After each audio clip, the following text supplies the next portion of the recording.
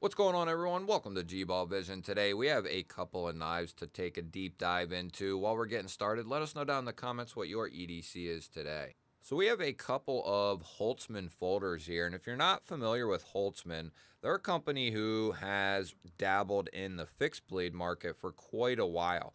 From micro, EDC fixed blade size, all the way up to large chopper and hunting knives.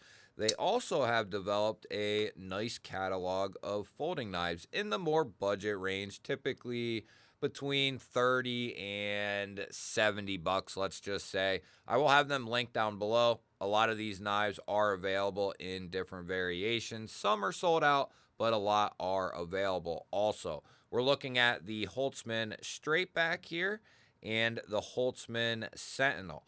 And I have to agree with a couple of my YouTube content creator associates, if you will. They have tested D2, and the Holtzman D2 seems to perform very well across the board, whether we're talking folders or their fixed blades. Now, I don't know if they're adjusting the heat treat from fixed blade to folder, but the fixed blades is where I found out about Holtzman. I've tested Holtzman fixed blades up on the channel, and they perform very, very well. They come in D2 as well.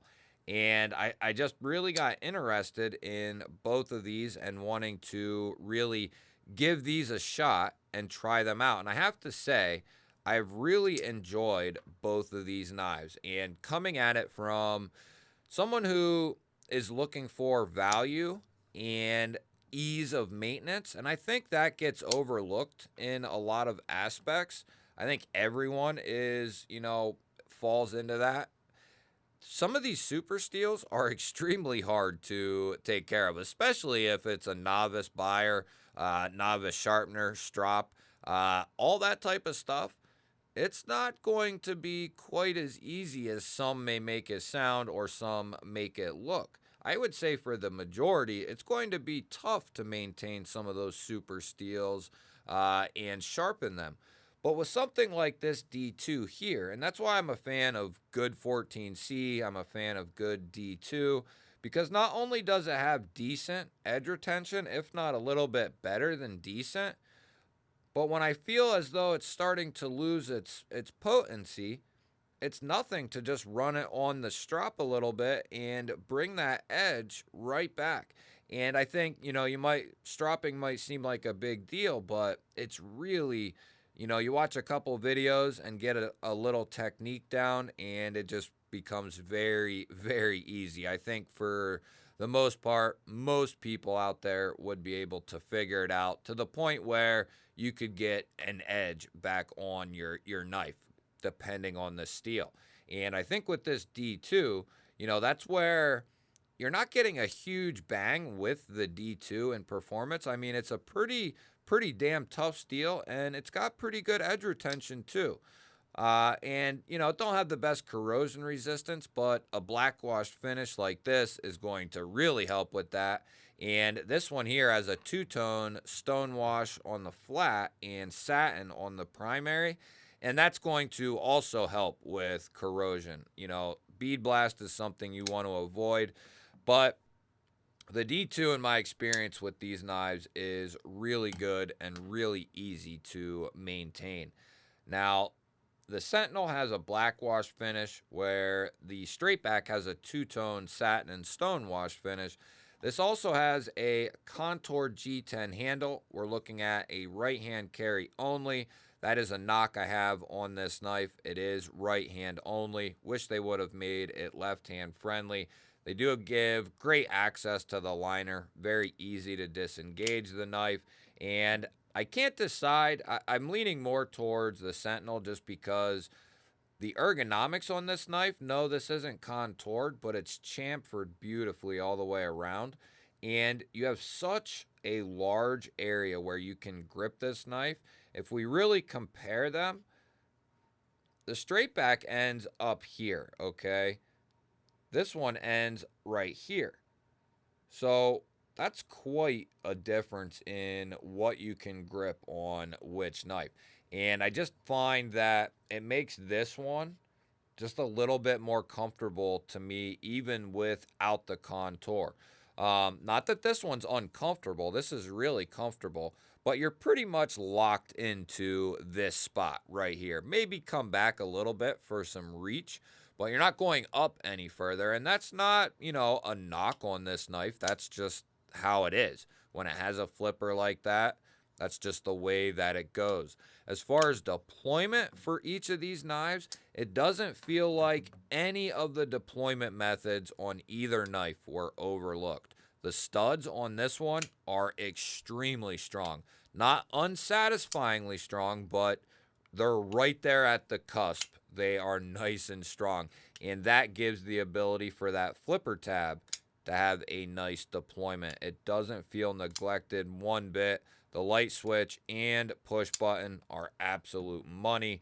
And same here on the Sentinel. The cutout feels great on the thumb and reverse flick. And the front flipper here again, it doesn't feel neglected one bit. Nice strong detent on both. I would say that Holtzman, if they start to dabble in more premium materials, because the build quality is here and the know-how and history and the equipment is all there.